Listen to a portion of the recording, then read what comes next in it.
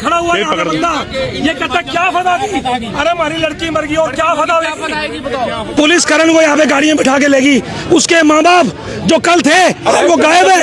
यहाँ खड़ा हुआ बोल रहा है कि जो मैं कहूँगा वो एसपी करेगा, एसपी उसके बाप का नौकर है।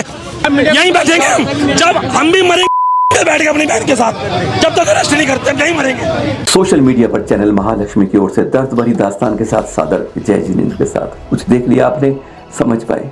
जब एक जैन बिटिया की शादी 9 जन में करते हैं तो यानी 2-3 साल में 17 साल भी वह हो जाता है, जिसकी उसके ऊपर पिता के ऊपर से लगता है कि क्या मैंने करा, मैंने 9 जन में की, आज तड़प रहा है वह। अशोक गोयल हैं, पूर्व डिप्टी सीएमओ हैं यमुनानगर के, और उनकी पुत्र वधू है वंशिका गोयल, यानी पहले वंशिका जैन। उसके पति जो अब तो इस समय कटघरे के पीछे हैं, उनका कहना कुछ और है। करण गोयल है, सास है मधु जैन, और जेठ है उसके विजय गोयल। ऐसा क्या हुआ रविवार को कि मायके वालों के अनुसार हत्या की गई और ससुराल वालों के पास से वह पंखे पे छूट गई। कहानी बहुत दर्द भरी है, एक सोचने को चिंतन को कर देती है कि बार बार बेटी शिकायत कर रही थी तो मां ने कहें या पिता को कहें, पिता ने उस बात को सुना क्यों नहीं था। एक बार पहले यह जरा सा एक क्लिप का वीडियो देख लीजिए, सब कुछ समझ आ जाएगा। जब अस्पताल के सामने जब उन्होंने उसके पति को आरोप में पकड़ा था, पिता, ससुर, पिता कहें या कहें आप उसके ताऊ कहें, भाग के आए थे मारने के लिए। वहां से स्टोरी समझ जाएंगे।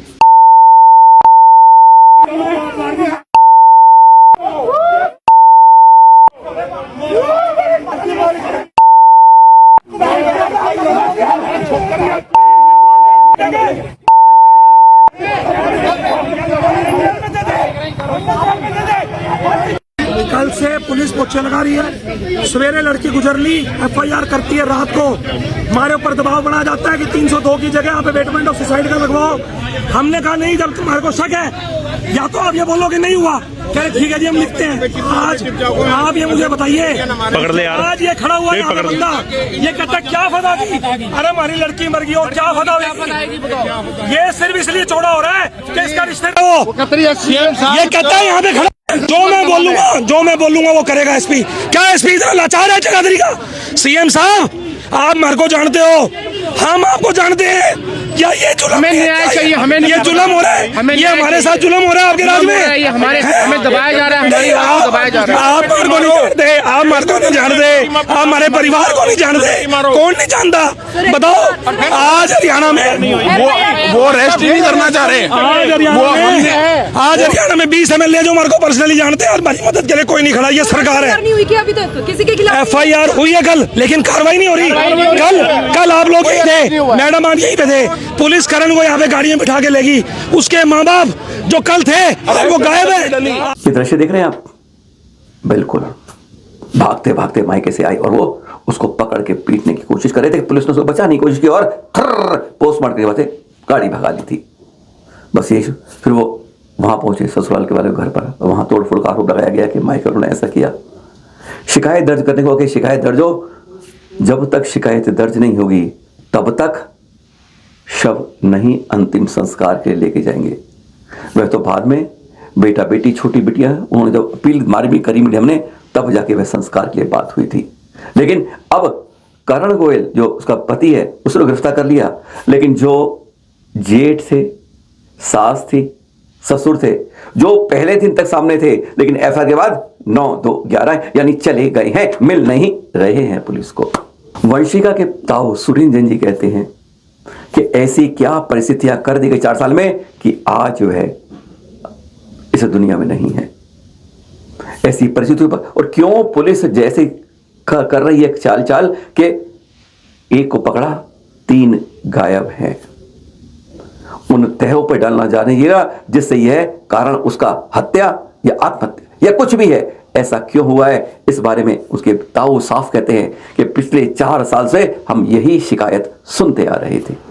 इस बारे में ससुराल से पक्ष से कोई भी टिप्पणी नहीं की जा रही। बेटे आदित्य और बेटी काशवी की तस्वीर देख रहे हैं आप ये। पर इनसे पहले इनके नाना, जो उन्होंने अशोक जैन जी ने कहा, मैंने हाँ कहते हाँ मैं स्वीकारता हूं कि मैंने अपनी बेटी की शादी नॉन जैन में करी। नाम था रितु जैन।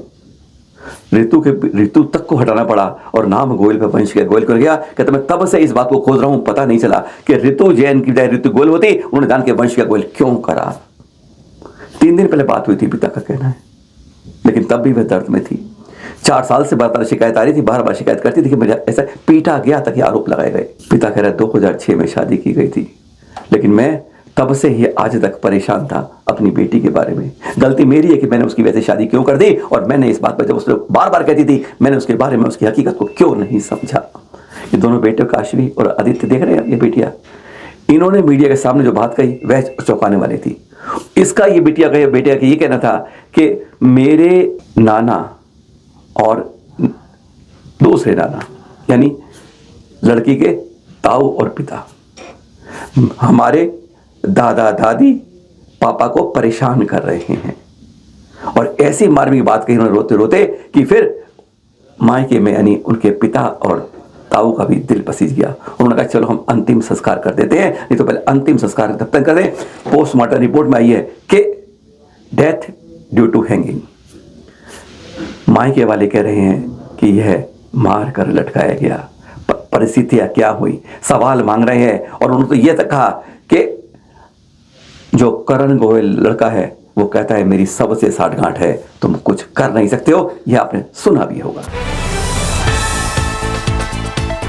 और एक दर्द भरी के बाद खुश खबरी, जी हाँ, बहुत लोगों ने सहयोग दिया इसके लिए।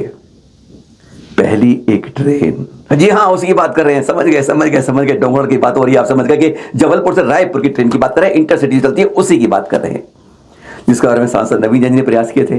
फिर वहां की जो विधानसभा है उसमें आवाज उठी थी, कई जगह आवाज उठ चुकी है।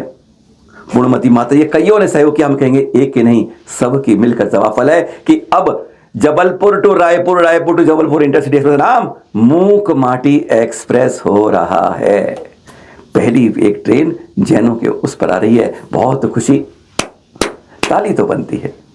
सबके सहयोग से सफलता मिलती है जब जगह जगह से एक साथ आवाज सही बात पर उठती है। आचार्य ऋषि की यादगार वो पट्टियों के ऊपर चलेगी। जब जब बात होगी तो मूक माटी एक्सप्रेस की बात होगी। है अच्छी बहुत खुश खबरी।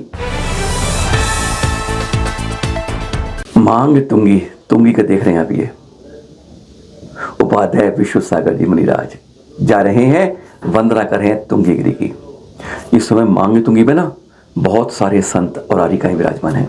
आचार्य विनम्र से कई हैं इस समय, कभी जाएंगे तो आपको कहते हैं चल अचल तीर्थ का सौभाग्य के साथ पाएंगे। तुंगीगिरी, राम हनुमान सुग्रीव नील महानील यक्ष 99 करोड़ मुनिराज जहां से सिद्धालय गए हैं, उस तुंगीगिरी की वंदना के दृश्य आप देख रहे हैं। कभी आइए यहाँ, कुछ लोगों ने इसे पर्यटक स्थल बना रखा है, ट्रैकिंग का रास्ता बना रखा है, क्योंकि ऐसी सुंदर पहाड़ियां, चाहे वह शिखर जी में आते हो चाहे यहाँ आते हो, पर्यटकों का अब सैलाब सा आता है। उसके साथ यह करें, जो भी आए धार्मिक परंपरा से आए, पूजा के स्थान से आए, लगे भगवान की जगह है, धरोहर है, उस तरह से आए तो कहते हैं अच्छा लगता है। अभी मुझे सहज सागर से चर्चा हो रही थी हमारी कुछ समय पहले, उनसे बात हुई, क्या हुई, तो हमने सीधा बात करी कि तीर्थ क्षेत्र कमेटी 125 साल मनाने जा रही है, पर कमी क्या है कि इसके और आम हमारे जैन लोगों में एक दूरी बनी पड़ी है। क्या करना चाहिए, क्या कारण है कि आज 1515 कलश की बात नहीं कर रहे हम बात कर रहे हैं क्यों आज हमारे और उसके बीच में दूरी का कारण क्या है और यह कैसे मजबूत बन सकती है। कहते हैं अपने पैरों पर खड़ी हो सकती है। सुने जरा। मुख्य बात मैं कहना चाहता हूँ, आज जहाँ भी पंच कल्याणक हो या जहाँ भी चातुर्मास हो, उस आचार्य संघ का या उस पंच कल्याणक कराने वाले को जो उसमें नेट सेविंग हो रही है, हर पंच कल्याणक का मिनिमम 10% नेट सेविंग का रुपया तीर्थ क्षेत्र कमेटी को देना ही चाहिए। जितनी बोलियां हैं उसका 10% निश्चित हो। ये हर प्रतिष्ठाचार समझ ले या जिस आचार्य के सानिध्य में काम हो रहा है उसे ये पहले से ही कहना जाना चाहिए। हम पंच कल्याणक मतलब सानिध्य प्रदान करेंगे आप भूले होगा 10% तीर्थ कमेटी को दें। इसी प्रकार जहाँ पर चातुर्मास होते हैं वहाँ भी कमेटी से पहले ही कह दिया जाए तब करेंगे जितना आपका चातुर्मास खर्चे के बाद जो उतना बचता है उसका 10% आपको तीर्थ कमेटी को देना होगा। ऐसे हर परिवार को भी एक राशि तीर्थ कमेटी को अवश्य देनी चाहिए।